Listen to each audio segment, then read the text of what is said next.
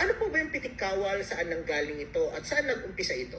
Actually po, nag-start yung Pitik Kawal kasi ano po kasi ako, photographer po ako. From 2ID, naging photographer ako na commander. Then, naisip ko po yung Pitik Kawal na ipangalan sa page ko kasi may family business kami na gumagawa ng mga pictures, mga ganyan, ng mga frame.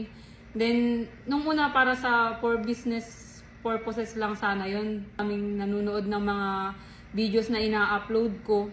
Then, na-realize ko na hindi ko tong i-continue. Then, nung nakita ko na maraming nai-inspired dun sa mga video na ina-upload ko, mayroon akong isang aplikante na lumalapit sa akin na gusto niya makapasok ng army. So, siya yung nag-push sa akin talaga na ituloy ko yung pagbablog dyan sa Pitik Kawal kasi gusto ko siyang matulungan. Mayroon kasi siyang problema sa mata.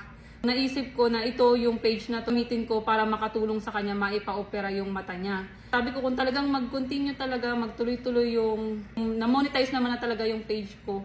Gusto ko makatulong sa mga aplikante, lalong-lalo na sa mga ROTC, sa financial. So yun po yung way ko para matulungan po yung ibang mga nangangarap pero wala pong kakayahan. Kasi sinasabi na mayroon ako, gusto ko makatulong kaya yun po yung ginawa ko pong page.